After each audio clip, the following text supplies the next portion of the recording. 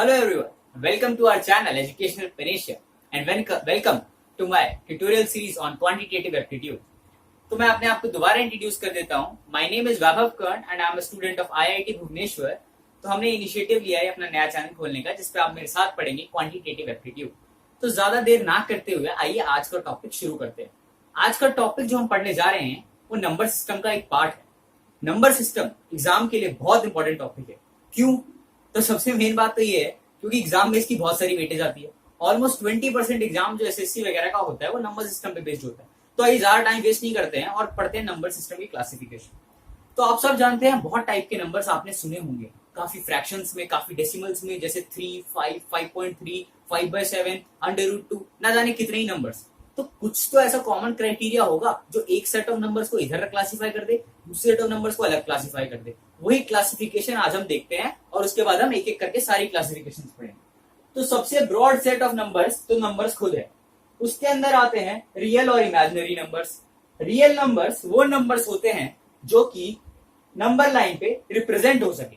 और जहां तक नंबर लाइन की बात है वो मैं अभी आपको आगे बताता हूं कि नंबर लाइन क्या होती है. फर्दर रियल नंबर जाते हैं रैशनल और इरैशनल में, और फिर रैशनल को हम दोबारा क्लासिफाई करते हैं इंटीजर और डेसिमल्स में, और फिर इंटीजर्स, होल नंबर्स और नेचुरल नंबर्स में जाते हैं.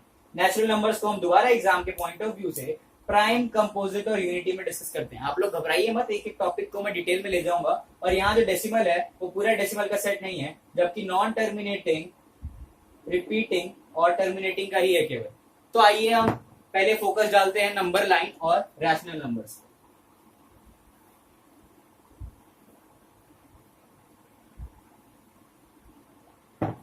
तो जैसा कि मैंने कहा कि रियल नंबर्स कोई भी वो नंबर है जो नंबर लाइन पे रिप्रेजेंट हो सके. तो नंबर लाइन क्या है एग्जैक्टली? नंबर लाइन एक लाइन है जो कि -∞ से शुरू होती है और इंफिनिटी पे जाती है. -∞ एक तरफ और इंफिनिटी दूसरी तरफ, और बीच में आता है 0. तो मतलब 0 के राइट हैंड साइड पे सारे पॉजिटिव नंबर्स होंगे और 0 के लेफ्ट हैंड साइड पे सारे नेगेटिव नंबर होंगे. यहाँ पे पॉजिटिव और नेगेटिव. और कोई भी नंबर जिसको हम नंबर लाइन पे रिप्रेजेंट कर सके एज अ पॉइंट, उसको हम कहेंगे रियल नंबर. जैसे मान लीजिए 1, तो 1 को आपने यहाँ रिप्रेजेंट कर दिया.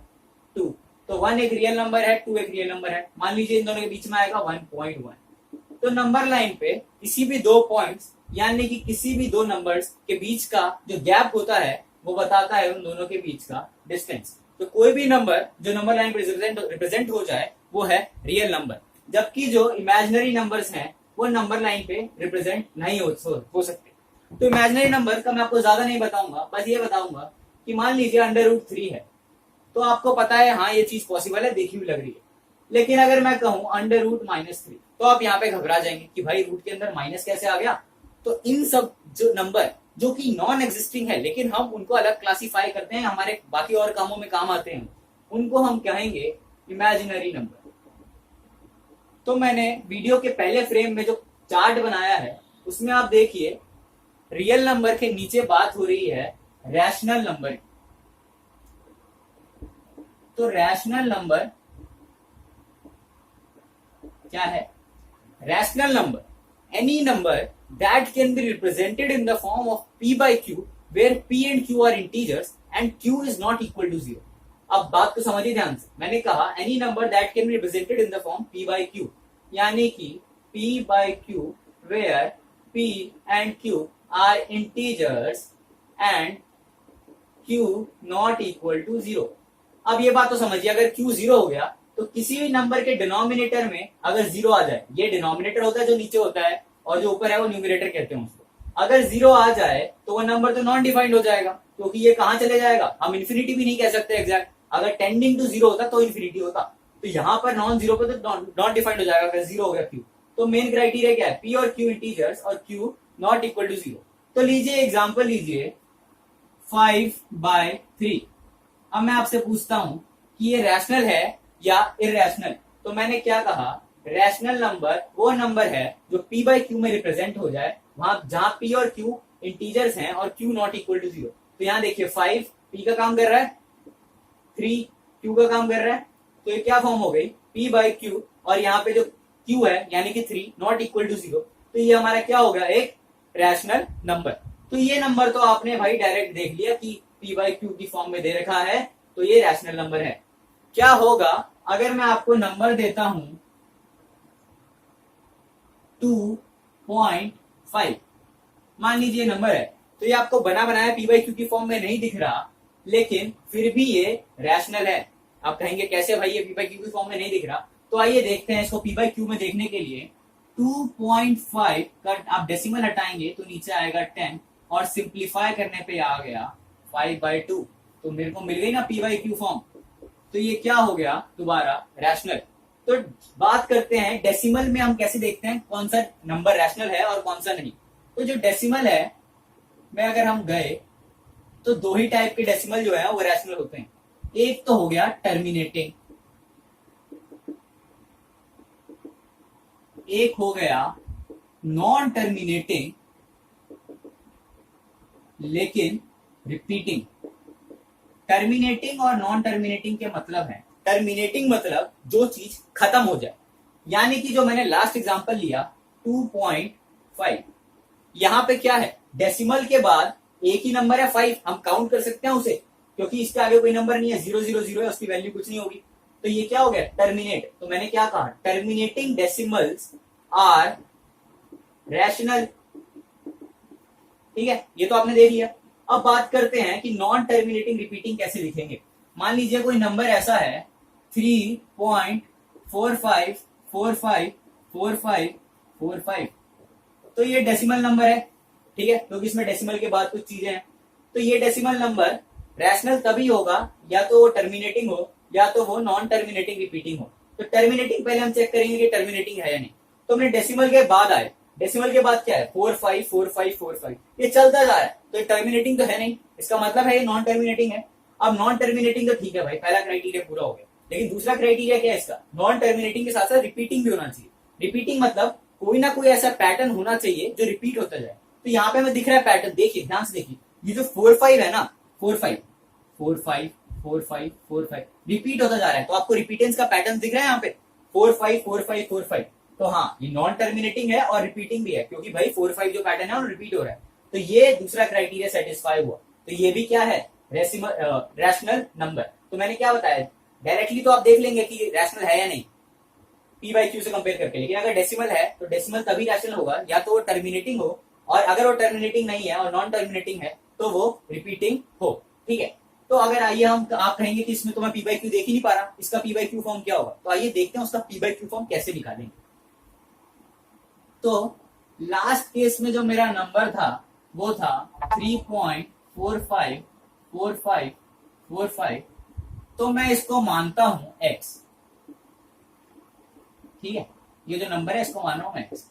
अब मेरे को पता है 4545 रिपीट हो रहा है, तो मैं क्यों ना कुछ ऐसा करूं ताकि मैं इसको मल्टीप्लाई करूं किसी नंबर से, ताकि मेरे पास जो नया नंबर बने ना उसका रिपीटिंग पैटर्न भी 4-5 हो। तो अगर मैं 10 से मल्टीप्लाई करूंगा तो ये तो 34.55445 उल्टा हो जाएगा। तो मैं इसको 100 से मल्टीप्लाई करके देखता हूँ, जैसे 100x, तो ये क्या होगा 345.454545। तो देखिए अब डेसिमल के बाद दोबारा वो 4545 वाला पैटर्न जा रहा है इन्फिनिटी तक।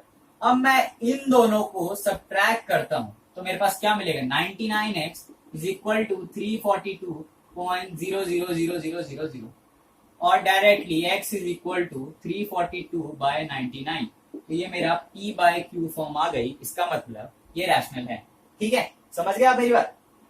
आइए, अच्छा तो ये तो हो गया लॉन्गर। अब एग्जाम में जो आएंगे क्वेश्चन ना, उनका पी बाई क्यू फॉर्म देखने के लिए एक सिंपल तरीका है। मान लीजिए नंबर क्या था 3.4545, तो इसका डायरेक्टली मेरे को लिखना है अगर, तो मैं क्या करूंगा, इंटीजर पार्ट और डेसिमल पार्ट को अलग कर लिया मैंने। अच्छा, इंटीजर नंबर आपको शायद ना भी पता हो, तो इंटीजर नंबर काउंटिंग नंबर्स होते हैं 1 2 3 4 5 इंक्लूडिंग 0 एंड नेगेटिव, जैसे -1 -2 -3 -4 वगैरह। ठीक है, तो अभी मैंने यहाँ पे डेसिमल लिख लिया, उसके बाद मैं बार लगाऊंगा उस पैटर्न के ऊपर जो रिपीट हो रहा है। उसके बाद क्या करूंगा मैं, 3 प्लस वो जो पैटर्न रिपीट हो रहा है उसको न्यूमरेटर में लिखूंगा पॉइंट के बिना, मतलब 45, और डिनोमिनेटर में उतने 9 लिखूंगा जितने डिजिट ऑफ रिपीटेंस है। तो यहाँ पे डिजिट ऑफ रिपीटेंस क्या है, 2 4 और 5। मान लीजिए अगर 4 5 4 होता जो पैटर्न रिपीट हो रहा था 3 होता, लेकिन यहाँ पे क्या कितने नंबर्स हैं, 45 में कितने डिजिट्स हैं, 2 डिजिट्स, तो कितने 9 आ गए 9। तो इसको जो सॉल्व करके p बाई क्यू आएगा उससे भी वही आंसर आएगा जो मैंने आपको पहले बताया। ठीक है, अब कुछ स्पेशल केस भी होते हैं रैशनल नंबर के, उनको मैं आगे डिस्कस करूंगा। लेकिन फर्दर मूव करते हैं। जो रैशनल नंबर में मैंने कैटेगराइज किया, डेसिमल तो आपको बता दिया मैंने, और इंटीजर्स में क्लासिफाई किया था ना मैंने रैशनल नंबर। तो सारे इंटीजर्स रैशनल नंबर तो होंगे ही। जैसे मान लीजिए 5, आप कहेंगे p बाई क्यू कहाँ है, तो कोई नंबर जिसके नीचे कुछ नहीं उसको 1 लिख सकता हूँ, तो मैं ये p हो गया, ये q हो गया, तो ये भी रैशनल है। तो मतलब सारे इंटीजर्स जो हैं वो रैशनल नंबर तो है ही है। ठीक है, और ऐसी नेगेटिव भी, नेगेटिव मान लीजिए -5, तो इसके नीचे 1 है, तो -5 भी एक रैशनल नंबर है। ठीक है, अब हम बात करते हैं मेन जो इंटीजर से मैंने सब क्लासिफाई किया, नेचुरल नंबर्स और होल नंबर्स में। ठीक है, नेचुरल नंबर्स होते हैं काउंटिंग नंबर्स। काउंटिंग नंबर्स मतलब 1 2 3 4 5। मान लीजिए इस रूम में कितनी चीजें मेरे को काउंट करना है, तो मैं ऐसे काउंट करूंगा ना 1 2 3 4 5, ऐसे तो नहीं काउंट करूंगा 1 1.1 1.2 1.3। ठीक है, तो काउंटिंग नंबर्स क्या हो गए 1 2 3 4 5, ऐसे चलते जाएगा बहुत आगे तक, मतलब इन्फिनिटी तक। अब बस होल नंबर क्या है, तो ये क्या हो गया नेचुरल नंबर का सेट। होल नंबर कुछ नहीं है, बस नेचुरल नंबर के सेट में आप 0 और जोड़ दीजिए, मतलब ये था नेचुरल नंबर का सेट, n का सेट। अगर मैं होल नंबर को w से रिप्रेजेंट कर रहा हूं, तो w का सेट होगा 0, 1, 2, 3। मतलब ये तो मेरा नेचुरल नंबर का सेट था ही 1 से लेके यहां तक, इसमें 0 और जोड़ दीजिए तो क्या हो गया होल नंबर्स का सेट। ठीक है, आइए हम नेचुरल नंबर्स को फर्दर और क्लासिफाई कर देते हैं जो एग्जाम में हमारे काम आएंगे। नेचुरल नंबर्स जो थे, अगर मैं उसको नैट लिखूं तो वो प्राइम, कंपोजिट और यूनिटी में फर्दर टूट जाते हैं। यूनिटी तो सिंपल हो गया 1, यूनिटी मतलब 1। प्राइम नंबर्स क्या होते हैं और कंपोजिट नंबर क्या होते हैं, इस बात को समझना है। प्राइम नंबर्स से पहले हम बात करेंगे फैक्टर्स की। कोई भी नंबर का फैक्टर क्या होता है। मान लीजिए अगर मैं कहूं 10 है, मान लीजिए अगर मैं कहूं 10 है, ठीक है, और मेरे को चेक करना है क्या इसका फैक्टर 2 है, तो फैक्टर का मतलब हुआ कि क्या जो 2 है ना वो 10 को कंप्लीटली डिवाइड कर पा रहा है। कंप्लीटली डिवाइड मतलब डिवाइड करने पे क्या रिमाइंडर 0 आ रहा है उसका, तो चेक करते हैं। 10 को डिवाइड किया 2 से, तो मेरा रिमाइंडर आया 0। ठीक है, इसका मतलब जो है ना 2 10 का फैक्टर है। धीरे धीरे मैं आपको फैक्टर निकालना भी सिखाऊंगा आगे की वीडियोस में, कैसे फैक्टर निकालते हैं। लेकिन अब के लिए आपको बस इतना जानना जरूरी है कि फैक्टर कौन से होते हैं। प्राइम नंबर्स वो नंबर्स होते हैं जिनके केवल 2 फैक्टर्स होते हैं, एक तो वो नंबर खुद और दूसरा होता है 1। तो कोई नंबर सोचिए, एग्जाम्पल सोचिए प्राइम नंबर का। मैं बोलता हूं 3 एक प्राइम नंबर है। अब इसको मैं कैसे सब्सटीट्यूट करूंगा, मतलब कैसे अपनी बात को मैं प्रूफ करता हूं। देखिए मैंने क्या कहा, प्राइम नंबर की डेफिनेशन वो है जिसके केवल 2 फैक्टर्स हैं, एक 1 और वो नंबर उटसेल्फ। अगर नंबर n है, मान लीजिए 3 है, तो 3 के मैं फैक्टर्स देखता हूँ। फैक्टर्स नंबर से छोटे या नंबर के बराबर ही होगा, मतलब 1 2 3, ऐसा तो नहीं 4 फैक्टर होगा 3 का। तो मैं चेक करता हूँ 1 2 और 3 चेक कर रहा हूँ मैं कि ये तीनों में से कौन फैक्टर्स हैं। तो देखिए 1 3 को कंप्लीटली डिवाइड कर रहा है, हाँ जी भाई हाँ कर रहा है, तो 1 फैक्टर है 3 का।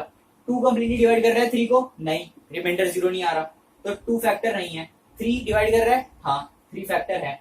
तो देखा मैंने कि 3 के केवल 2 ही फैक्टर पॉसिबल हैं, एक 1 और 3, यानी कि 1 एंड द नंबर इटसेल्फ, यानी कि 3 प्राइम नंबर्स हैं। तो मैं आपको कुछ प्राइम नंबर्स बता देता हूं जो 50 तक हैं।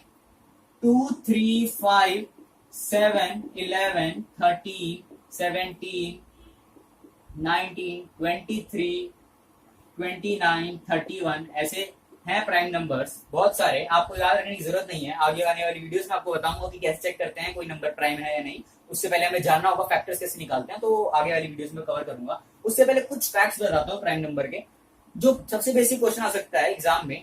Which is the only even prime number. तो ओनली इवन प्राइम नंबर जो प्राइम नंबर की सीरीज में है वो है 2 के अलावा और कोई भी ऐसा इवन नंबर नहीं है जो प्राइम, और फर्स्ट ऑड प्राइम है 3। ठीक है, अब प्राइम नंबर से रिलेटेड एक बहुत जरूरी फैक्ट जो मैं आपको बताना चाहता हूं, जो बहुत सारे एग्जाम्स में पूछा गया है। मान लीजिए p एक प्राइम नंबर है, ठीक है, p एक प्राइम नंबर है, तो आप एक बात याद रखिए कि जब भी p स्क्वायर को मैं 24 से डिवाइड करूंगा तो रिमाइंडर मेरा आएगा 1। आप इसको ट्रिक कहिए, फैक्ट कहिए, कुछ भी कहिए, ये आपको याद रखना पड़ेगा क्योंकि काफी सारे एग्जाम में ये क्वेश्चन पूछा गया है। उसका रिमाइंडर आएगा 1 where p is a prime number greater than और इक्वल टू 5। ये ग्रेटर देन इक्वल टू का साइन होता है, घबराइए मत, ठीक है। अब इसके बेस आप कहेंगे इसका यूज क्या होगा, इसका क्वेश्चन तो कराइए भाई कोई। तो इसका क्वेश्चन देखिए आप एग्जाम में कैसे आया। जैसे मान लीजिए क्वेश्चन है p² प्लस 17 को हमने डिवाइड किया 12 से, डिवाइड किया 12 से, तो रिमाइंडर क्या आएगा, ठीक है। तो मैं लिखता हूं p² प्लस 17 डिवाइडेड बाय 12। अब मेरे को पता है जब मैं p² को डिवाइड करता हूं 24 से, रिमाइंडर आता है 1, तो मतलब p² is equal to 24 into k plus 1 where k is a natural number, any natural number. तो मतलब p² minus 1 is equal to 24k। इसका मतलब क्या है, p² माइनस 1 24 से कंप्लीटली डिविजिबल है। अब मैं इसको p² माइनस 1 की फॉर्म में लाना चाहता हूँ, न्यूमरेटर को देखो, तो मैं क्या करूंगा, -1 प्लस 1 करा न्यूमरेटर में, तो ये बन गया p² minus 1 plus 1 plus 17 divided by 12। अब सेपरेटली डिवाइड कर लेंगे तो ये तो मेरा 18 हो गया। तो p² माइनस 1 जो है वो 24 से डिविजिबल है। तो मान लीजिए अगर 10 है, ठीक है, वो 10 से डिविजिबल है तो 5 से भी डिविजिबल होगा क्योंकि 5 10 का फैक्टर है। उसी तरीके से अगर कोई नंबर 24 से डिविजिबल है तो वो नंबर 12 से भी डिविजिबल होगा, है ना। तो मैं कह सकता हूं इसका रिमाइंडर तो 12 से डिवाइड करने पे 0 आएगा। अब 18 को 12 से डिवाइड करूंगा तो रिमाइंडर क्या आ जाएगा, 6। So my answer is simply 6। लेकिन अगर इस तरीके से भी नहीं करना आपको एग्जाम में, तो सबसे अच्छी तरीका जो होता है, जो माना जाता है, वो होता है सब्स्टिट्यूशन। आप कोई भी वैल्यू उठा लीजिए, हर के लिए ट्रू होगा ना, ये तो मैंने बताया। तो 5 उठा लीजिए, तो 5 क्या होगा, 25 प्लस 17 डिवाइडेड बाय 12, रिमाइंडर क्या आ गया, 6। डायरेक्ट योर आंसर इज 6, ठीक है। ये प्राइम नंबर्स की मैंने आपको थोड़ी सी ट्रिक्स बताई, एक ट्रिक बताई बेसिकली। आगे प्राइम नंबर्स के बारे में और पढ़ेंगे हम, ठीक है। आइए अब चलते हैं डिविजिबिलिटी टेस्ट पे। डिविजिबिलिटी टेस्ट पे चलते हैं। तो डिविजिबिलिटी टेस्ट हम चेक करेंगे कोई नंबर 2, 3, 4, 5, 7, 9, 11 से डिवाइड होने के लिए क्या क्राइटेरिया होंगे। 2, 3, 4, 5, 7, 9, 11, 13, इन सब से कोई नंबर कब डिवाइड हो पाएगा डायरेक्टली। अगर कोई बड़ा नंबर दिया है 1, 8, 9, 3, 2, 1, कोई भी बड़ा नंबर दिया, क्या वो डिविजिबल है 3 से, तो मैं डायरेक्ट डिवाइड करके देखूंगा, डायरेक्ट मैं चेक कर लूंगा कि ये डिविजिबल है या नहीं। तो मेरे को लगता है वीडियो थोड़ी लंबी हो रही है, तो इसको यहीं पे रोकते हैं और आगे आने वाली वीडियो में हम प्राइम नंबर्स के बारे में और जानेंगे, डिविजिबिलिटी टेस्ट के बारे में और जानेंगे। तो अगर आपको ये वीडियो पसंद आई तो लाइक करिए, सब्सक्राइब करिए, और अगर आप और जानना चाहते हैं मेरे साथ तो देखते रहिए हमारे channel education panacea. Thank you.